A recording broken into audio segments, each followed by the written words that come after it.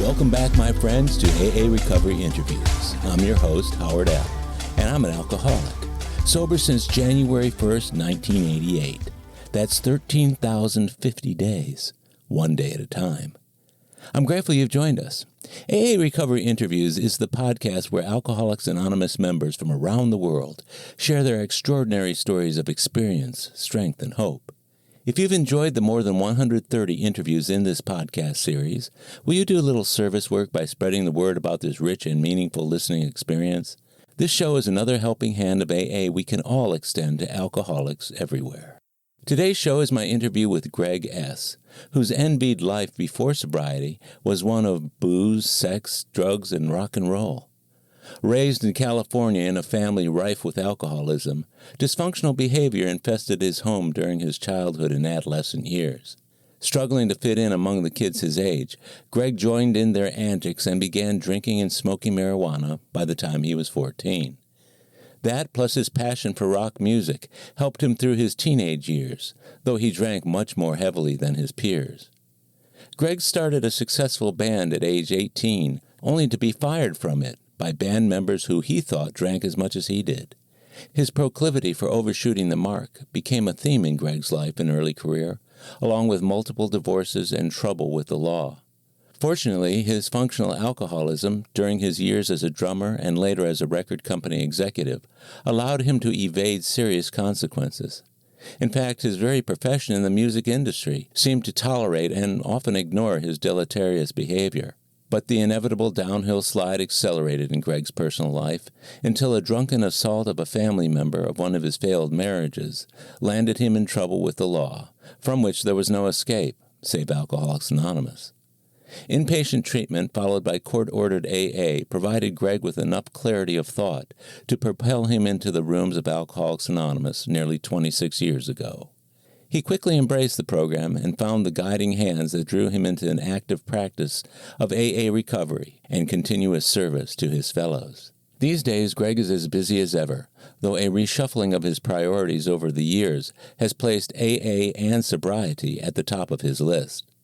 The spiritual awakening he has experienced both informs his work with newcomers and those he sponsors. To hear Greg share today, many might find his pre-sobriety story nothing short of incredulous. But like those who have shared on this show, and those who have listened to it on a regular basis, nothing is surprising or unusual about Greg's lively travails on the road of happy destiny. It's what we recovering alcoholics do. So, relax and enjoy the next hour and 10 minutes of AA recovery interviews with my friend and AA brother, Greg S. My name is Greg, and I'm an alcoholic. Hi, Greg. I'm so glad that you're able to join me today on AA Recovery Interviews. It's really a thrill and a pleasure to have you here. Well, I always say I'm grateful to God and AA to be here, and I would say that holds for this conversation too, so thanks. Well, good. It's nice to know that we think along the same lines. Doing these interviews is another way that I can give back that which has been so freely given to me. Mm-hmm. Now, you recently told me you had 25 years sober? Yeah, my sobriety date is October 16, 1997. So you're coming up on 26 years. Yeah. Amazing. As my sponsor would always remind me when I used to say, well, gee, I'm almost whatever. He says, so you're 25. He used to tell me we don't front time in AA. 26 years ago or thereabouts, was that the first time you ever tried getting sober? Yes. I never really considered not using alcohol and drugs. I'm one of those guys. I like it all. I have certain or had certain favorites, but for the most part, I was 37 when I quit drinking and came to AA, and I had run out of road, and I had never really thought about it. My family is a CIA, Catholic Irish alcoholic. So there were plenty of people in my family that drank too much, and I found out some years later quite a few had gotten into recovery, but I didn't know anything about it. So you waited for quite a while, even though it was going on in your family, but you didn't know about it. That's interesting. How about in your immediate family? Parents and that sort of thing? Yeah, so my mother, both my parents are dead now. My mother died a little over a year ago in her 90s. And she was from a big Irish Catholic family. The youngest is 7, and her father was an alcoholic. It took my mother many, many years to share that with me. She would see him passed out. They grew up in Hollywood. She'd see him on more than one occasion passed out on a bus bench on Hollywood Boulevard and was always deeply embarrassed. And then she had a brother and 5 sisters, and for the most part all drank, and most of them married alcoholic spouses. So I remember as a young teenager my mother telling me, you should never drink. She didn't understand drugs yet. It's a different generation. She said, you should never drink because alcohol disagrees with this family. That was her sweet little way of telling me she had some experience. Oh, my gosh. Well, every now and then, there are people I've known over the years who, whenever they introduce themselves, they say, my name is so-and-so, and I'm a recovering Catholic and alcoholic, or I'm an alcoholic and a CIA. Yeah. What is there about that linkage between Catholicism and alcoholism and Irish that put that together as a difficult place to tread? Well, the longer I've stayed sober, and like some of us, done a fair amount of research about what the disease I have. I always figured, geez, if I had diabetes or I do have asthma or, God forbid, should have cancer, I'd want to learn about it. And I know that we haven't found a specific gene that links to alcoholism, but it sure seems like there's some that are very adjacent to that, and certain populations seem to be more susceptible. And I don't know if that's physiological or environmental, but we Irish don't mind a drink, and we can't. My experience is we don't seem to be able to fend it off very well. Some people just quit. Maybe I wasn't able to do that. So just through very practical experience, not really any kind of formal research. Sure, I've met a lot of Irish drunks, and thank God some of us actually got sober. Some of the stories I've heard from those same CIAs is about a miserable experience at parochial school. I wondered if you had any of that kind of experience. So one of the nicer things my parents passed on to me was a very loose concept of a higher power. They grew up in a very oppressive Catholic environment, sort of World War II era, and I'm pretty sure, again, they never really shared it with us, but that my mother and my father married very young, 18 and 19. Maybe 17, 18. And pretty likely my mother was pregnant, and I think she was just looking to get out of the house. Difficult father, drinking, post-depression, post-World War II, everybody was broke. I think now my grandfather drank away whatever financial resources they had. So my mother was dating my father, who was pretty wild. I'm pretty sure she was pregnant, and they were from Hollywood High School, and they went to Blessed Sacrament, was the local Catholic church there. And I think the church realized or found out my mother was pregnant. A small town, even though it was LA, small town kind of gossip, and pushed them out of the church. And I think they had such a bitter experience that by the time we came along, I have a younger sister too. Their attitude was a very sort of Christian-centric home. A belief in higher power was God and Christ, but never pushed to go to church. And I think because they were so bitter. And all my cousins and her sisters and everybody did go to church, and they were all, from my observation, pretty miserable, So that was one of the nicer things my parents gave to us, was the concept of a higher power, but to seek God on our own terms. I didn't have the grudge that people have that are actually in the system, so to speak, that are either forced to go to church or catechism or Sunday school, and the trauma of a confession, and different than our version of confession, different than our fourth or fifth step. But it was a pretty easygoing part of it. My experience with really trauma in my family was really around the act of drinking, people getting too drunk, and a lot of fighting with my parents, and a lot of my mother pleading for my father to stop drinking and driving drunk, with us in the car. And I don't know if you ever got arrested drinking. I certainly got arrested some amount of times, but along with their sort of don't ever drink, it disagrees with his family. And my own observation, we had a Jesuit priest in the family, and he was the first guy I ever saw fill up a water glass with whiskey. So, all the classic stuff. At the same time, and I'm not sure if it was environmental or installed at the factory, but really insecure little boy.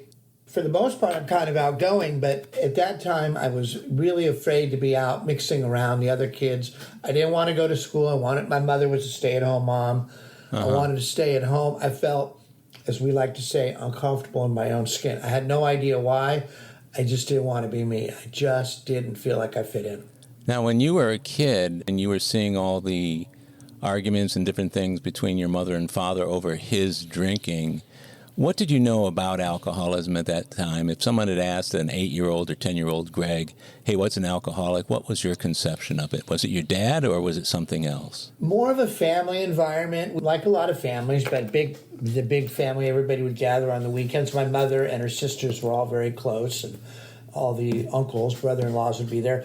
And it was the classic party in the afternoon would start out, lots of fun. The kids are swimming and playing, and everybody's laughing, and then starting to drink. And as the evening would progress, the party would get louder.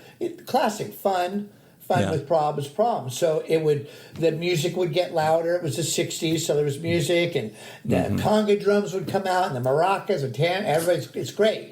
Yeah. And then the arguing would start. It's time to go. Fuck you. I don't want to leave. Everybody fighting, and then trying to put the kids to bed. And we're listening down the hall, and everybody's fighting and arguing. And then watching people, the adults, sort of fall asleep early, which now I know, passing out. And then going home, driving home, and really remembering. My sister remembers. My sister may or may not be one of us. She's never really put her hand up, but she's wrestled with alcohol and drugs. But we would share the story. Our brother's older. He was already out of the house, but driving home, and then my parents arguing, my father kind of bouncing off the curbs, trying to keep the car on the road, and my mother, very clear memories of saying, my father's name was Ray, you can't drive, you're falling asleep, you're drunk, stop it. And my sister and I having a lot of fear, this ain't right.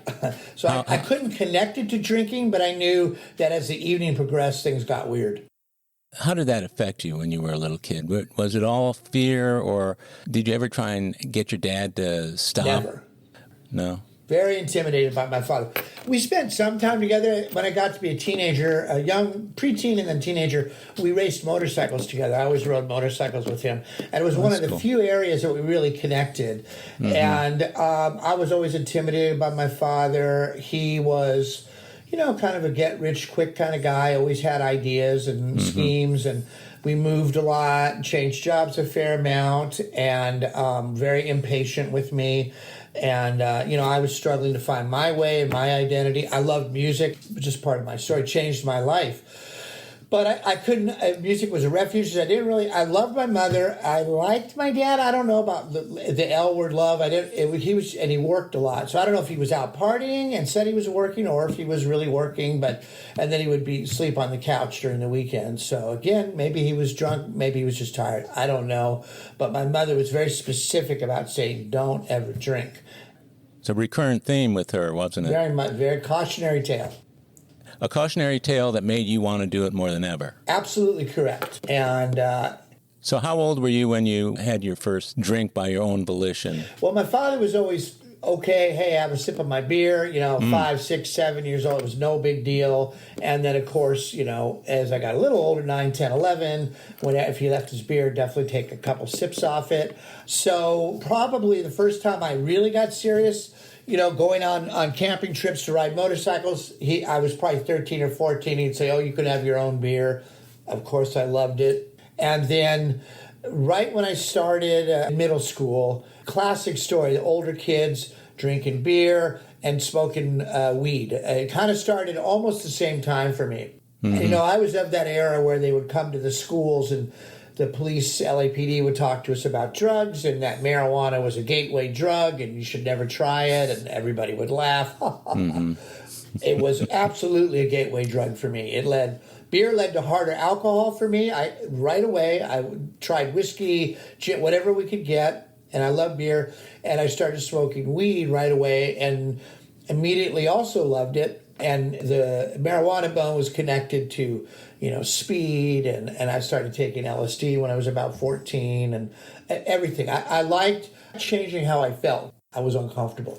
Did it work every time for you, or were there times when you expected it to work and it caved in? Absolutely. I tended to overshoot the mark, not every time, but from early, so 14, 15, getting a few beers together, go hang out at the beach, hang out in the park.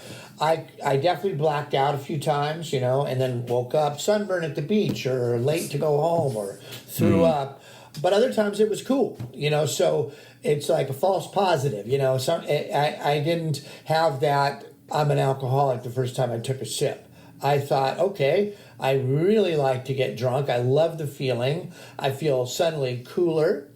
I felt not intimidated to talk to girls. I felt like I could hang out with the cooler kids, which of course were just kids that were getting high. I loved rock and roll ever since I was a little boy. I used to think, why are people not, even as 6, 7 years old, why aren't people stopping me on the street to tell me how much I looked like one of the Beatles? I was obsessed with the Beatles, right? Right, of course, so, like all of us. As a pudgy little kid with, short hair, my ears sticking, couldn't understand it. But before I started drinking and getting high, that was my pathway to get out of the uncomfortable way I felt. I would listen to music on headphones, and that was my escape. First thing I knew how to work the record player. So I remember, if only I could do this, I don't even know what this was, but be in this world all the time, I would be cool and I would feel better about myself. So that was that rock and roll thing always around. So of course I was attracted to that lifestyle. I started going to concerts pretty young, smoking weed, getting high, taking acid, drinking. And you were a drummer? I'm a drummer. I didn't start playing drums till I was about 15, so I wanted to do it before I actually did it. Did your parents support you in your pursuit of music at all? No. They hated it. What was their response to your participation, either in learning how to play or going to concerts or just hanging out with people who were doing it? Outrage. My father was convinced that, and I have no idea what his hang-up was, if he was afraid, because his family grew up in show business, in the films. And I think maybe he had a bad experience with his father, but they were outraged. The first drum kit I had, I brought it home. They told me, get it out. I had to leave it in the garage. I couldn't set it up anywhere.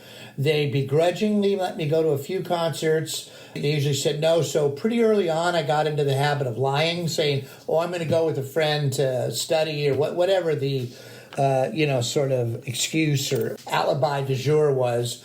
I will say I also started getting in trouble right away, getting caught drinking. I wrecked all my parents' cars. I got my license when I was 16. First week I had my license, I got pulled over for an open container, unsafe turning speed. I got arrested for drunk driving a few times as a teenager. So I didn't understand that was pretty good evidence that I, like you said, was overshooting the mark. I just figured I got to adjust a little bit here. So you had some consequences occurred early enough to maybe indicate that you were having a problem with it. How did those situations turn out? Did you get out of it to the extent that you were able to say, well, yeah, I'll get into trouble, but I'll always be let off the hook? That is such a great question. That's a big part of my story. Early on, I kind of had a Jekyll and Hyde thing, which I know we do. I had some very straight, nice, scholastic-focused friends and support. And I did well in school. I put a minimum of effort in and did very well. I like to read. I always, not a math guy, but history, English, literature, art, I liked it all. So I didn't have an issue with learning. I just didn't like any kind of rules. I was defiant. I didn't want to be anywhere at a certain time. I didn't like people telling me what to do. So my first consequence, 16 years old, pulled over by the police. They gave me a citation to appear in court. They didn't arrest me the first time. I grew up in North Glendale, Montrose, a very small town kind of vibe. And so my mother had to take me to court, because I was a minor. And they kind of let me off the hook. They said, well, son, you're too young to be drinking, and you got to be careful when you're driving. It's a privilege. And that was it. I think I got a fine. My mother was outraged. She couldn't believe they didn't throw the book at me. So my experience was, well, okay, you got to have a good story when you get to court. And if you overshoot the mark, you just got to adjust. And then when I was about 14, my parents found marijuana in my room. I had stuffed in a record album. My mother didn't know what to do. She told me years later she had no idea how to help me. She knew I was struggling, but she didn't know what to do. And my father just got angry. He just yelled at me and said, I don't understand with this drugs. And, berated me and shamed me. Show me how you smoke this. I want to know why you like it. Just crazy. I think now, after some years, he just didn't know what to say. Looking back, Greg, what could they have done or said at the time that would have changed your trajectory? Or was there nothing they could do or say? I think nothing. That's also a great question. I have thought about it. And when my mother, near the end of her life, said, I wish I could have helped you more, because I struggled from 14 and I get sober at 37. And when she told me that, and I had done a meaningful, a ninth step with her many years before, and I thought about it. I said, Mom, I think you probably did the best you could. She did actually tell me you shouldn't drink. I mean, she wasn't one of those families that said, well, as long as you drink, just be at home. And we support. They gave me a very clear understanding of what was the rules of the road were for that home. In fact, when I left home, I was just shy of 18. They had found pills and alcohol, and one more time I crashed a car. And I started college. I skipped a grade. I was always ahead in scholastics.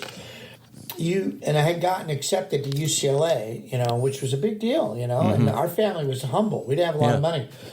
And my father said, you're blowing this opportunity, because neither one of them went to college. And he said, either you have to stop drinking and doing all these other crazy things you're doing, and if you do stop, you can keep living here for free and go to college, we'll pay your tuition, or you have to get out. My recollection was, immediately said, well, see you later. And I left, and dropped out of school, of course.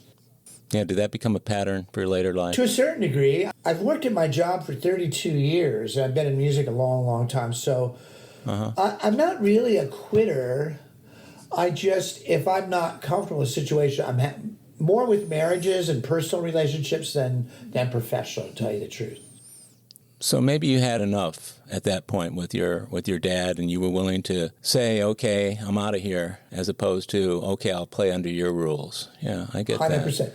And he wasn't violent with me often. Every once in a while, I remember a Christmas Eve, I came home drunk. I was probably 16 or 17, and, he grabbed me by the throat, and he did punch me, which is clearly not okay. But it wasn't like one more time I have a black eye. It was pretty outrageous, which was not, maybe a year and a half later I was gone. So what did you end up doing when you left at that point? I hadn't dropped out of UCLA yet. I went and stayed with a friend. He had a one-room apartment, and I slept on the couch. And he was really my drinking buddy. He was a little older, and my mother always hated him, and he really taught me how to drink hard alcohol. I was using drugs and drinking, but he was, let's go get a pint of whiskey or gin, and getting towards daily drinking at that point. And consequences at school. And ironically, I worked at a pharmacy, but I never stole any drugs there. I don't know why I didn't. Maybe I respected some authority. I don't know. But I was working, and then I was probably 18. I fell down at a bar at a concert. And tore all the ligaments in my leg and dislocated my shoulder, and ended up in the hospital and had surgery. And then I figured, fuck it, I'm going to drop out of school. It's silly. I'm not, And I did go home to Mom, because my roommate kicked me out, and I went home for a couple months to recover. And then I left again and just, did the couch surfing until I finally got an apartment. All the time I was building my musical career, I was working as a drummer. That's what I wanted to do. So all of that damage that you did to your body, it just took you out of circulation for, 6 months, something like that? Yeah, that's probably right. But I never connected. I mean, at that point, I had crashed 3 or 4 cars. I'd been arrested 3 or 4 times, had been hospitalized for auto accidents, drunk driving, or driving under the influence. Hospital again, falling down drunk. And it did not occur to me whatsoever that there was a relationship. It was bad luck. I can't believe a cop pulled me over. Gee, I had a couple too many drinks. I fell, but on to the next one. I never thought I needed to look at any kind of long-term moderation. Forget about quitting. No fucking way. I like the sense of ease and comfort, man. I like getting high, or getting tight, as we used to say. Yeah, I get that. I never got arrested for drunk driving, though I did it many, many times. Right. I'm wondering, after each one of these episodes and the consequences that occurred, either going to jail or getting pulled over, whatever it was, the very next time that you started your evening off, knowing that that's where you were going to end up, what kind of lies were you telling yourself at the time to allow you to continue to do that? I'm not sure, Howard, if I even told myself anything other than here we go again. I don't know that I really contemplated cause and effect, crime and punishment. And if I did go to jail, thank God I never had to spend more than a weekend, and it was always unpleasant. Every time I went to jail was down in L.A., downtown. And I think it was a sense of I just need to take it a little bit easy, or gee, it could have been worse. Could have been worse. So, okay, geez. And even if I had crashed the car, I never had insurance. And, it's the 70s, so you could get off the hook pretty easy. So I would be hitchhiking to work. I think also because I did tend to always have day jobs, that it convinced me that my drinking and partying, it wasn't really impacting my life, even though every relationship I had, romantic, was destroyed by drinking, physical issues because of it, some legal issues, financial, no car. Who wants to, in Los Angeles, take the bus or hitchhike? That's how I got to work, is I wrecked all the cars. So you were still functional. You were able to still hold down a job, which for a lot of us alcoholics was proof positive that we couldn't be alcoholics because alcoholics can't hold a job. So you're functioning okay. That's what I did, and never once did I stop and think, wait a second. Even though I'm working during the day, most of the time I'm working hungover in the morning or leaving early to happy hour in the afternoon. Drink at lunch, or, because I would take pills, take some speed or whatever. So there was always just trying to come up with the right prescription to get through the day. And then at this point, starting from when I was about 18, I'm playing in a successful rock and roll band. I'm playing shows. So all the things that I thought I wanted when I was this preteen. I'm meeting girls now, which I loved, and it was fun, and I get to dress how I want, and my father would say, cut your fucking hair. Oh, that's all gone, and I'm out there, and that alcoholic ego, big ego, low self-esteem. I know I got some issues, but every night I get to go play a show and people are clapping and you sign an autograph. It's great. Lifestyle and location played a part in that too. There you are in Southern California. Yes. You're in a place where that kind of lifestyle is envied, and you're playing in a rock and roll band where everybody around you, that is the lifestyle that people seek. From rock and roll. You're living your dreams, so to speak. If I'm, driving heavy machinery, or I'm a pre-med student, or I'm, construction site or insurance, the job that I'm doing, I'm a mail boy during the day, so there's not a lot of responsibility, or working odd job. My father hired me for about 6 months. I think he felt sorry for me. It was terrible, another bad experience.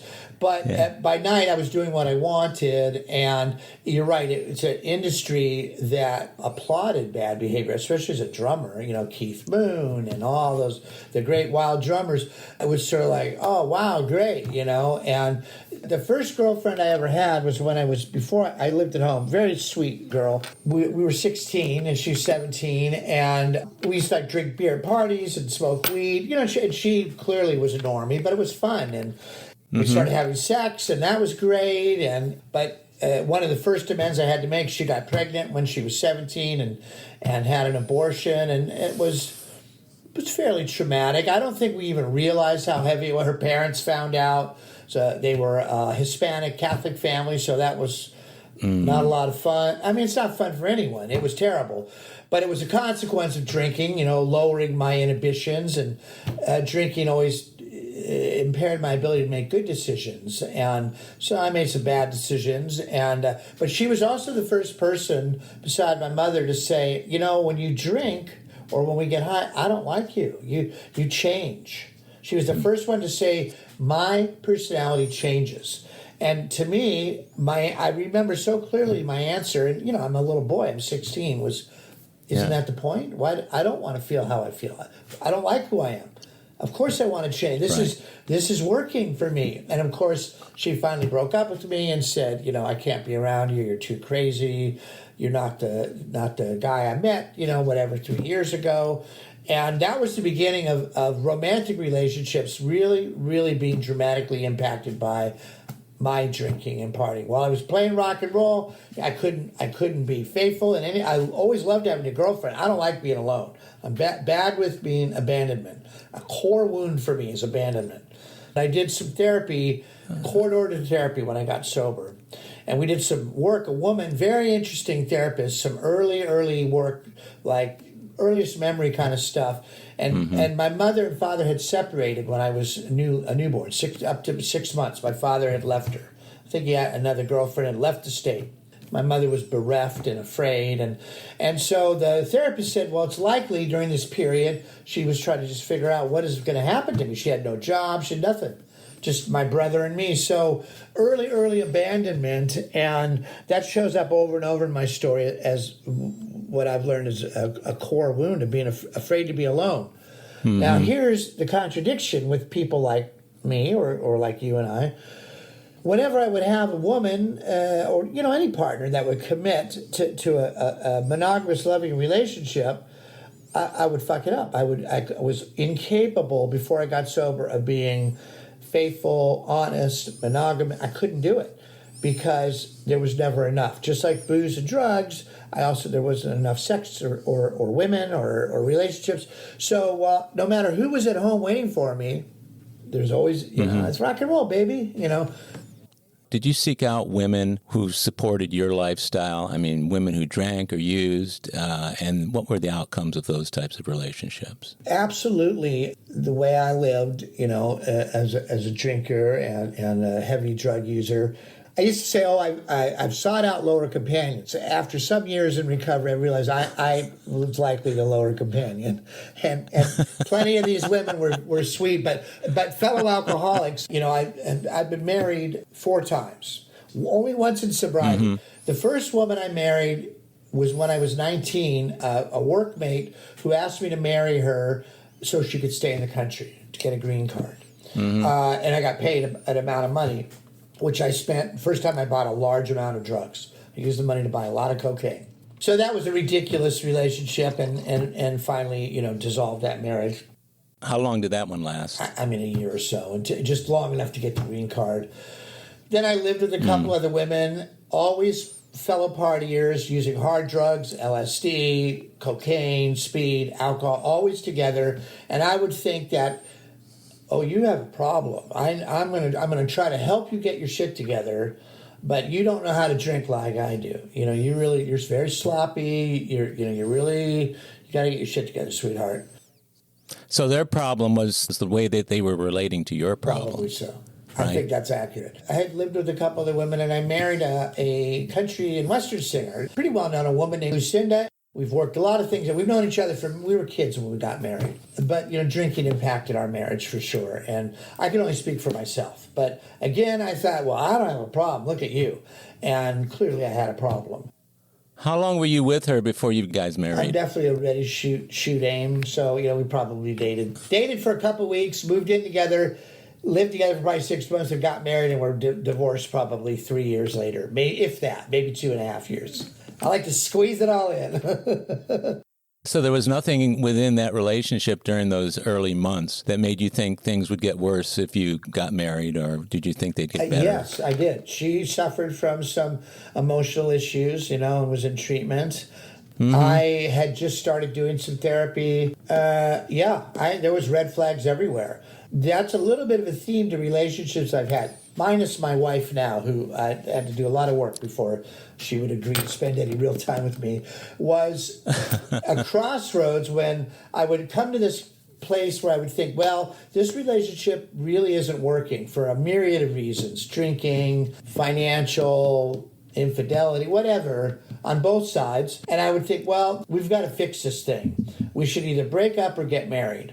And I did that more than once, and I did that with Lucinda. And then I have a daughter who's 32, and her mother I met soon after I split up with Lucinda, and same thing, And she knows my story in recovery, and she's been in and out herself. My first red flag was on one of our very first dates. All we could talk about is how odd it was that neither one of us drank. And that was the theme of the entire. I barely drink, but so you don't either. Wow, it's so weird. And do you use drugs? No, not really. No, neither do I. Not, hey, we both were alcoholic and both had severe drug habits.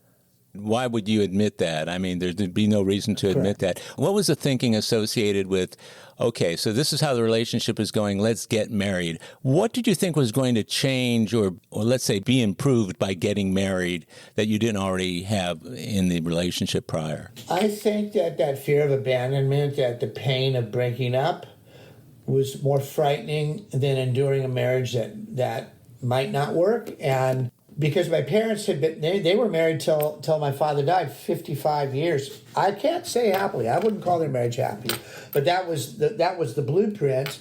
So maybe, fuck it, let's get married. Maybe something good will happen. And I think I actually believe in. I've been married for 20 plus years now. I deeply believe in the concept of marriage or a committed relationship, but it took me a long time to understand how to honor a relationship and how to be a good mate. I learned a lot of that at Al-Anon. I joined Al-Anon a few years into my sobriety. So, but yeah, it was like, well, fuck it. And then the woman that I was married to, that was the mother of my daughter, she had 2 children from another marriage, and had married her drug dealer, which she had a drug habit, and she's that's handy. convenient. Yeah, convenient. So to me, I thought that was kind of weird, and he had joined AA. So when we first were dating, and then we were living together, when she had custody of her children, I would go pick them up for her, and I would meet at an AA meeting. And I used to think, man, this guy's really fucking weird. Like, who would bring a kid to an AA meeting? I had no idea that it was a nice. All meetings are different, obviously, but these meetings were a safe place. And God bless him. I mean, he knew I was getting loaded. Was that your first exposure to AA? Yeah, actually, you're right. I never thought about that. Yes. Picking them up at a and I would go kind of stick my head in the door, and it was horrifying. What was your perception? What were you horrified by? Well, first of all, for losers, the ultimate, the paper bags and raincoats, all that kind of stuff. I had no idea. I didn't understand, a mixed meeting or a stag meeting or a family-oriented solution, none of that. It was just the ultimate end-of-the-road loser. What an asshole to bring his kids when he's sick. He's sick. I guess in a way I was right, but he was getting better. I was even sicker.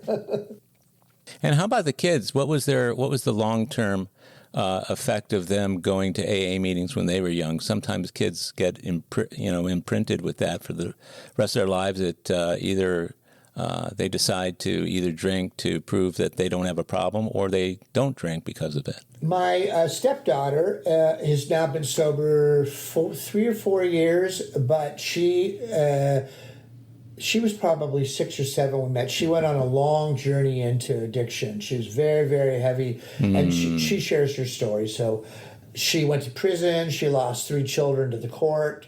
They were taken out. She had a very, very difficult story and an incredible survivor and a story of redemption and sobriety in AA.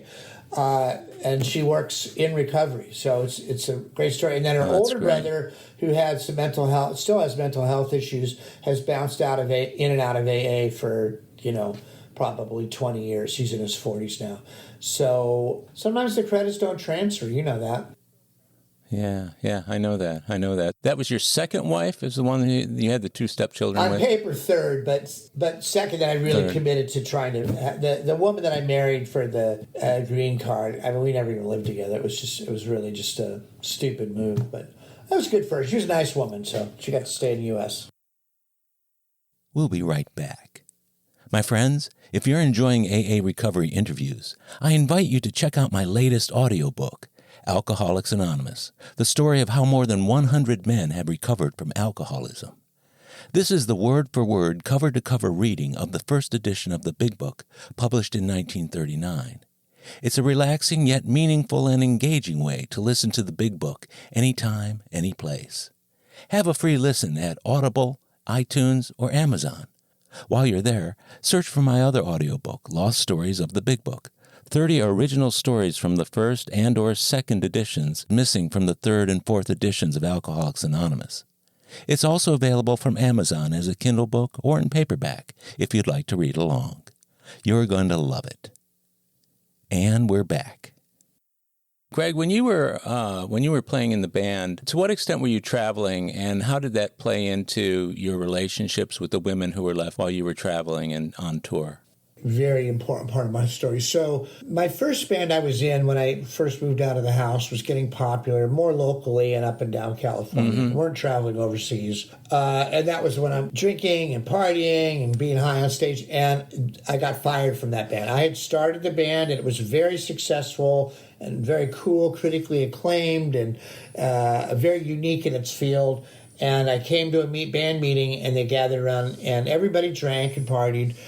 And they said, your alcohol use is affecting your ability to play in this band. They fired me. And I wept like a baby. I couldn't believe it. I was shocked. It's a really serious consequence for me. It was a surprise to you? I mean, usually people say something before they pull that sort of thing, just yanking the carpet out from under you. Do you remember them ever sitting you down and talking to you and saying, look, Greg, this is getting a little bit over the top. You need to cut down? Probably. Yeah. In fairness to them, I can't remember. It's, a long time. It's more than 40 years ago. But everybody in that band were heavy drinkers and heavy drug users. So it's, the kingdom of the blind, the one-eyed man. So I think that it's taken me a long time to come to terms that even in a group of people that can drink and use with some frequency may or may not be, or it may not affect their life. Either way, I was out. And so then I formed my next band, which still goes to this day. You must have been really pissed when that happened. Were you really angry about that? I was very, very angry. I was going to show them with my next band, and heartbroken and embarrassed. I was very, very embarrassed. Did you ramp up your use of alcohol and drugs during that time? Probably. I don't know if I ever ramped down. I think I just kind of was,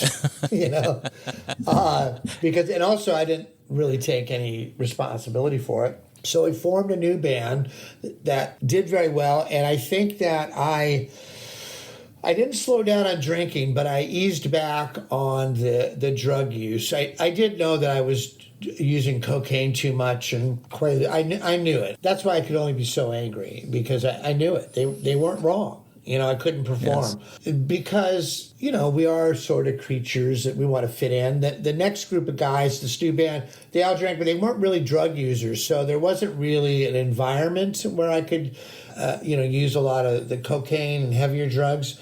So I switched from, beer to whiskey or wine to gin. Sure. And I got the same effect, but it was more socially acceptable with this group of guys. So I just drank. Did they all drink? Yes. Yeah. One guy's quit. He probably not an alcoholic, but finally got an ulcer from drinking and quit. He said, I can't drink anymore. And then another guy was able just to moderate his drinking. He not an alcoholic. Now, to what extent did the people around you, the promoters, the managers, the roadies, other people who were in your little sphere at that time, to what extent were they enabling drinking and drug use for you?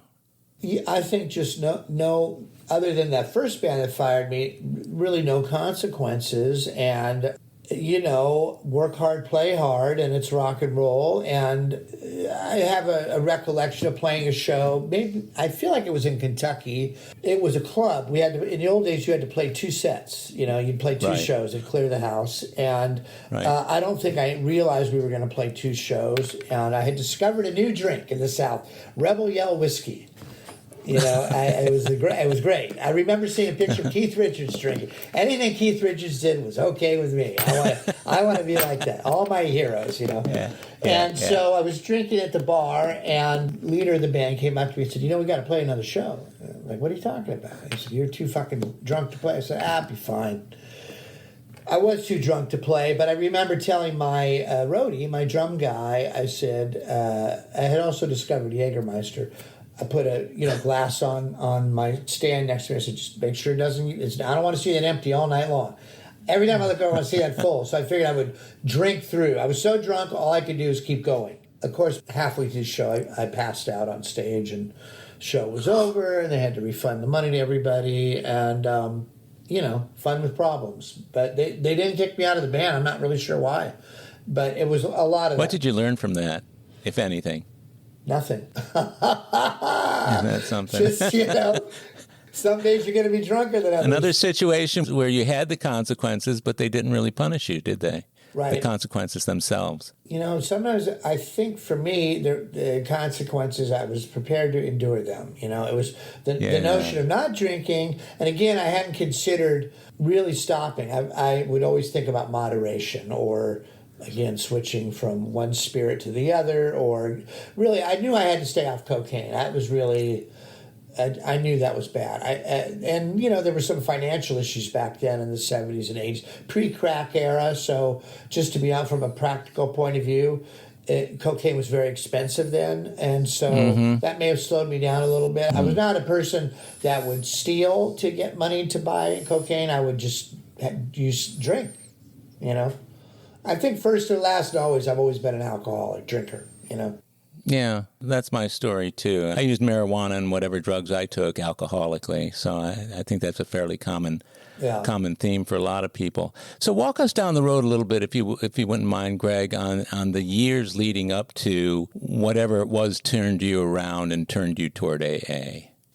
So the band that's still going to this day, we split up for a period of time. We, bands fight, and we split up really for the 90s. It was the end of the 80s. I had married my wife at the time, and when I had a daughter with, and I had gotten a job at a music company, the company I work for today.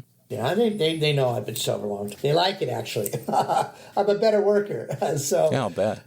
Anyway, and I got a job. I had a little more money, because at the end of a band, unless you're, a really, really successful, you run out of money quick. So I was living with my soon-to-be wife, trying to raise her 2 kids, which, I couldn't take care of myself, let alone telling her how, I love to tell her how to raise the kids. You're a terrible mom. You need to do this. Well, And so my drinking really, really started to escalate because I now was in the music business and, going out to concerts and spending time with artists. And I realized that a lot of the credits I had earned as a performing musician and a rock and roll party animal, those did transfer. I now had some credibility. So all these business guys that really didn't know how to hang out with musicians, I know all these guys. So I was back in the mix, and I now had a steady income, so the first thing I could do was afford cocaine again. And I hadn't really used cocaine for probably 3 or 4 years, not with any frequency. Again, that convinced me that I could certainly control and enjoy stop and start as I chose to. I had a couple of different phases in my life where I would use cocaine, have some really serious consequences, broken relationship, go to jail, kicked out of a band, whatever. And then some time would go by, and that irrational thought that I could use cocaine with impunity would start to turn into more of an obsessive thought that, of course, everything's going to be fine. So I would get back to the cocaine. And so I was working in this company. I was now an executive. I was around other people that partied. I thought they were, quote unquote, amateurs. So I'm going to show them how real rock and rollers do it. So I started using cocaine again. And my wife also started using drugs along with me. She liked more opiates and things, but we started living a pretty rock and roll lifestyle. I had a lot of really well-known artists that I spent time with, some that were pretty strung out. And so it was the coin of the realm. Work hard, play hard. And I do things that other people can't do. You don't know how to talk to the talent. Yeah, so once again, Greg, this sounds like a theme, maybe a pattern. You were let off the hook in an environment where there was no hook, right? So there you are working in an industry where the very things that create consequences for other people were just, everyday standard business operating procedure. They'd say, send Greg to the concert, send Greg to the meeting, let him hang out. He speaks their language, which is code for, knows how to party with them.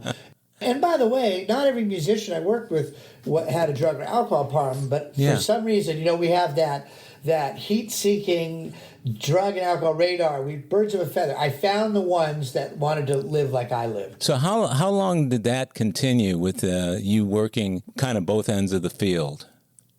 So it's sort of 1990 to 1997. My wife, we had moved in together, and she got pregnant and then lost the baby. No, sorry, had an abortion. We decided it wasn't time for a baby to come into our family. Decided together, but again, some trauma and sadness around that. And we decided to get married. One more time, like, well, should we break up or get married? Let's get married. Something good will happen. Maybe we'll both stop partying. Maybe I'll become a better stepfather. Maybe we'll start our own family. And she got pregnant again. And then I got hired. I was working at another music company, and that's when it started picking up. So I had a wife. I had 2 stepkids that were living with us that had some trauma and a baby on the way. And I found my alcohol and drug use ramping up again, escalating. Ramping up. Staying out later, going on more business trips, not being faithful in my marriage again, and never once thinking, I knew that I shouldn't be living like this. But I didn't care, and I didn't understand the compulsion of the drinking. I just thought I didn't care. Yeah. I didn't realize I was now drinking against my will. Yeah. Even though I had plenty of information and my wife pleaded with me, I'd be gone for a few days. I'd come home, and my wife would say, look, kids, Uncle Daddy's home for a visit, and which is painful. Yeah, you saw the banana peel, but you stepped on it anyway. Didn't care.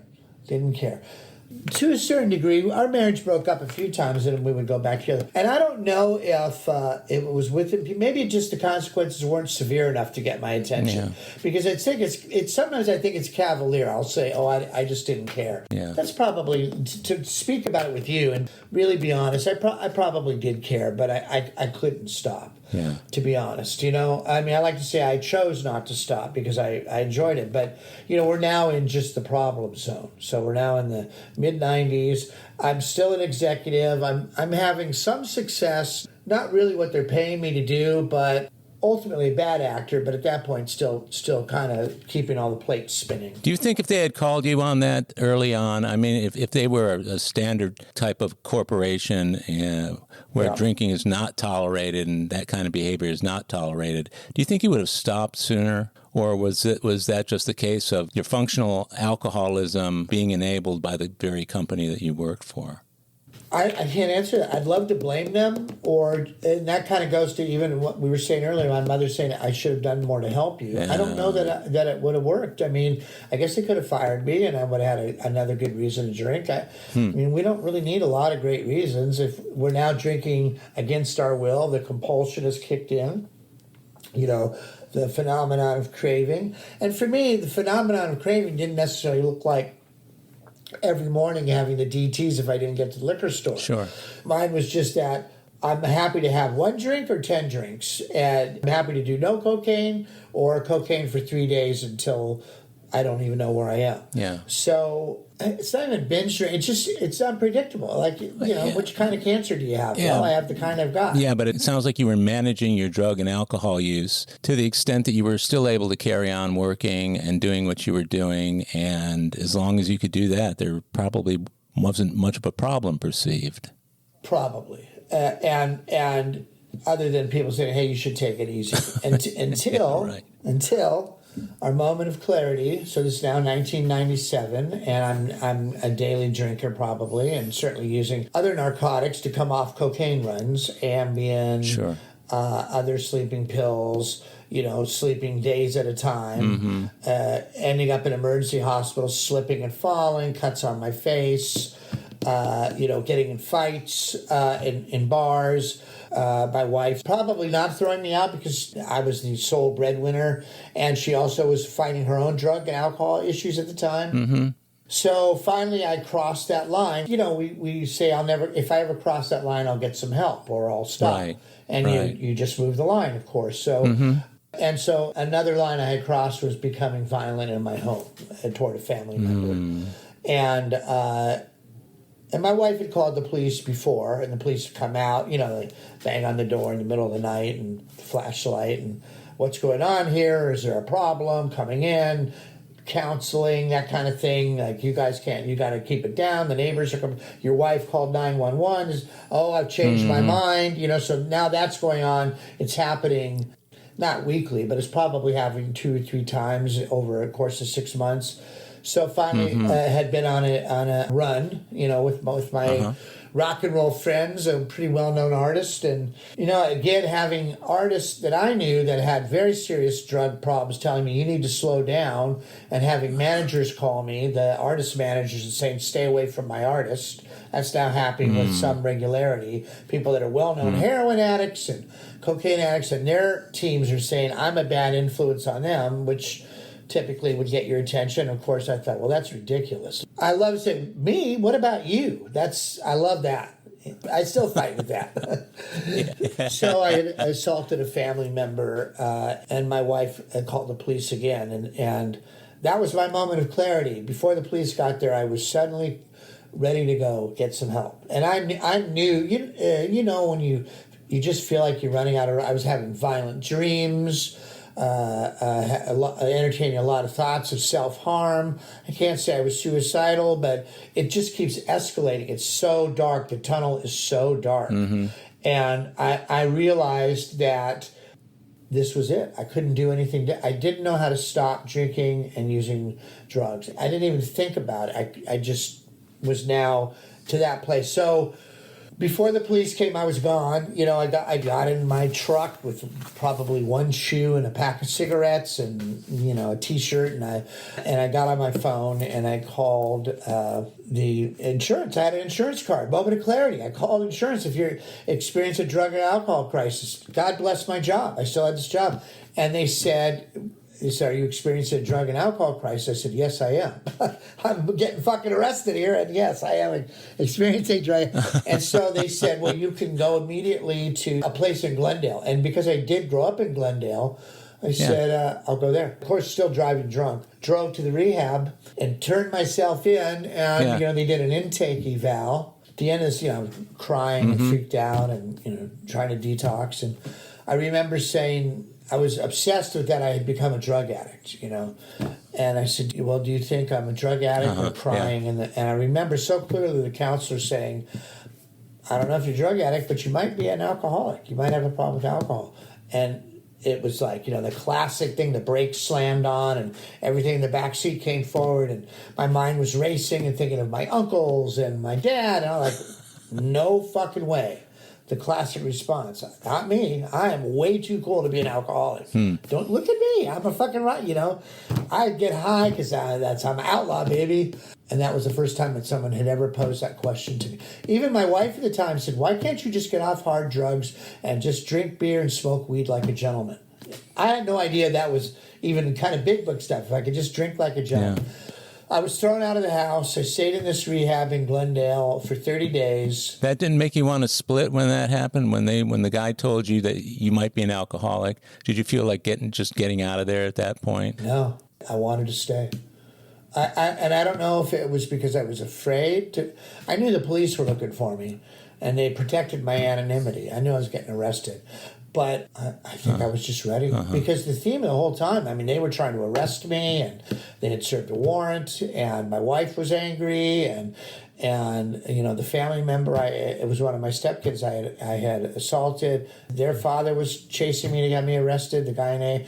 And by the way, it's taken me many years to understand that, they should have arrested me. It's okay. Sounds like the wheels were really coming off that wagon, huh? It all hit at once. And I called my boss at work, who to this day has his own alcohol problems, but has been my friend and mentor. He works somewhere else, but he told me, I called him from rehab, from a payphone, of course, right? And I was supposed to show up at a music convention in Portland, and there was a whole team waiting for me. I was going to lead this team, to a week's worth of meetings, and I was the head guy. And this last night, I'd gone out and bought a quarter ounce of cocaine that was going to be for the whole trip, and of course used it the whole night, and that's when I assaulted the family member. He said, where are you? He's a Scottish guy. Where are you, Junior? He used to call me Junior. Where are you, Junior? They're calling me. Everybody's calling. Where are you? I was supposed to be in Portland. I said, I'm in rehab. And I remember so clearly, he said to me, are you sure? And I said, yeah, I'm pretty fucking sure. So he called back the rest of the team. They didn't understand, what a crisis it was for me. And he called the kids. They were like, where's the boss? Where's Greg? And the big boss told him, he said, we've got a man down. That was how we referred to me, man down. So he made sure they didn't fire me. And believe me, if I hadn't gotten sober this run, it's different. Get your fifth or sixth time at trying to get sober in a company, they should fire you. 2 employers, right? But they gave me a chance. So I stayed in the rehab and learned about AA. They took us to meetings every night. And I learned the notion that alcoholism was a disease. I learned about, the obsession of the mind and the allergy of the body. I didn't know any of this. But I think I was just ready. It sounds like you were ready at that point. From what they were telling you about Alcoholics Anonymous, AA was a good thing while you were in rehab. But what sense did you get of what was next with regard to AA after you got out of rehab? Well, they told me I had to leave rehab after whatever it was 30 days, and my wife said, "You can't come home. You never come home again. You're out." So I had nowhere to go. So I had a sponsor. I'd gotten a sponsor, and he helped me find a sober living. And they had told me that I had to do this a day at a time for the rest of my life. And the specter of nowhere to live and likely prison time created some degree of motivation for me. So, and I was starting to feel better. After 30 days, you dry out a little bit, and I enjoyed the camaraderie. I felt like I was part of something because I always felt like an outsider. Even though I've been accused of being a social butterfly and having lots of friends and acquaintances, but always felt, like an outsider inside, and so something had started to click. I liked the service work. I liked setting up the chairs. I learned how to make my bed. They told me I had to get up at 7 o'clock every morning, and I was shocked. I had no idea there were 2 7 o'clocks every 24 hours.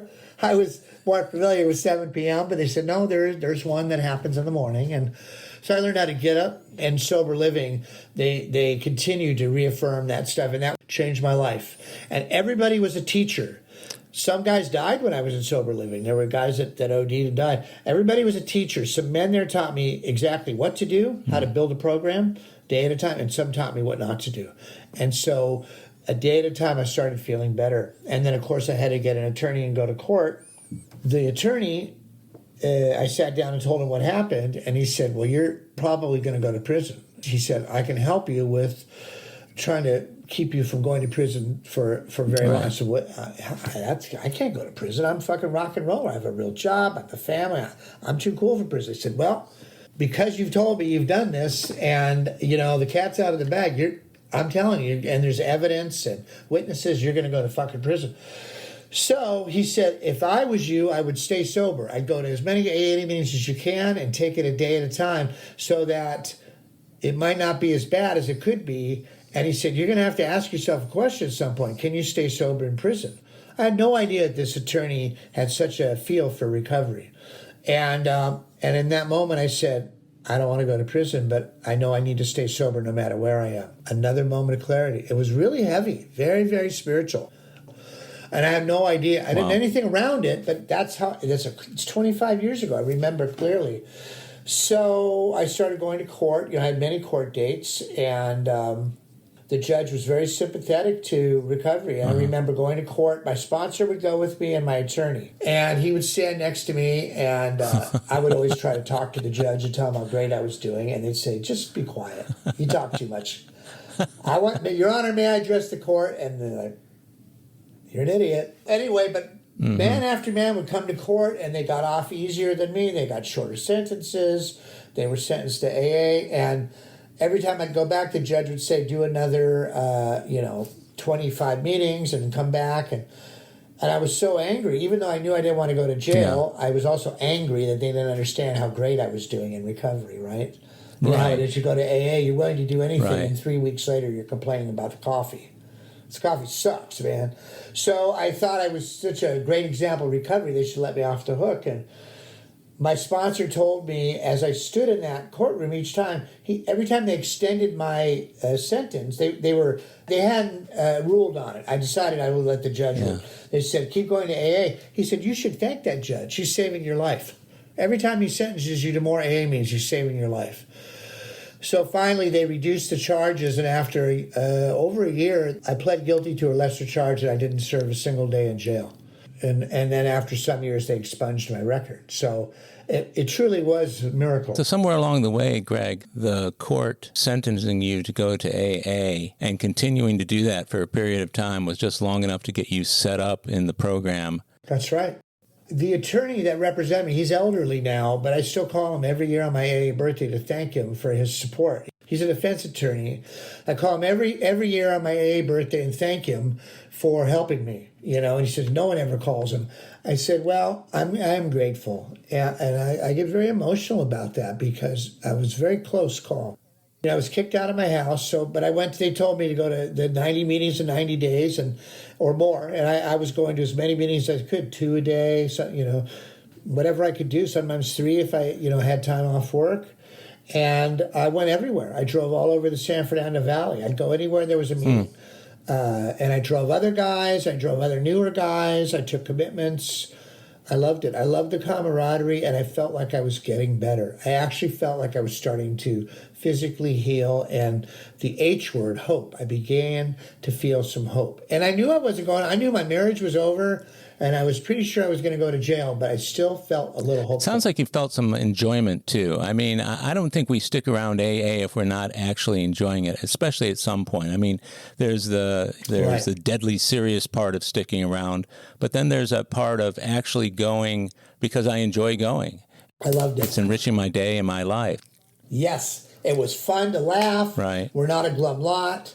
And for some reason, and I had a lot of tears, and I felt like I could express myself, the meeting before and after the meeting.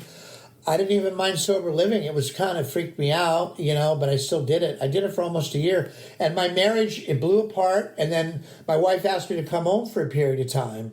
I wasn't ready. And then finally we were both ready. And after a year or two, that marriage it just collapsed. It just, too much water under the bridge. And I learned that sometimes a marriage that begins in sickness may not survive health. But I was ready. I knew I would be okay, and I knew I could be a father. I was not used to being a single father. The first time my daughter, she's 32 now, she was coming over her first weekend with Dad alone, and I was really, really scared. I didn't know what to do. So I never, Uncle Daddy, right? So I remember asking my sponsor, what should I do? I'm completely freaked out. And he said, let's keep it simple, asshole. Every time you make a sandwich, make 2. And let's start there. Great advice. Great advice. Keep it simple, right? So anyway, that marriage finally collapsed. It was a difficult divorce. It was painful. My ex-wife was very angry, and rightfully so. She was struggling with her own drug and alcohol issues, but I kept going to meetings. I was sponsoring men. I never missed an alimony payment or a child support payment. I wrote each check. Instead of saying, go fuck yourself, I said, I'm grateful that my daughter has a mother. Even if I didn't always mean it, I did it anyway. Took direction. You were heading in the right direction, learning from AA how to handle those situations that probably would have baffled you previously. So over the years, you said you were sponsoring men and taking guys to meetings. At what point did you start sponsoring, and what has sponsorship looked like over the 25 years that you've been sober?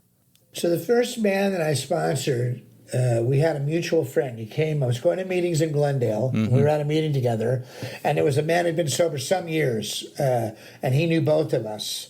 And this guy had asked him to sponsor. He said, I can't sponsor you. He said, we're like family. So he brought him to me and said, you're going to sponsor this man. And I was sober about 9 months, and I hadn't been through all the steps yet. I tried to do a step a month was my recollection. I looked at him and I said, I haven't worked all the steps yet. And he looked at me and he said, well, I don't believe in God. And the other guy said, you'll be perfect for each other. That's great. And to this day, he's still sober. He's turning 25 years sober next week. Isn't that great? And we've been together the whole time. So that was the first one. And of course, I had many, many men that didn't want what I had. And they were probably drunk before we hung up the phone, our first conversation. Yeah. And other men that I've sponsored for a long time. So my approach to AA is relatively traditional. We work from the big book. And I believe that the steps are there to help us have some kind of a spiritual experience. I believe that physical sobriety has to come first for all of us. And then, we take those steps to have some kind of psychic change, spiritual experience. I've had a spiritual experience of the educational variety, very slow over time. Yeah, that's how it was for me, too. And it took me getting through all 12 steps and looking back to see where God had been working in my life. And that's what convinced me that spirituality was mine all along.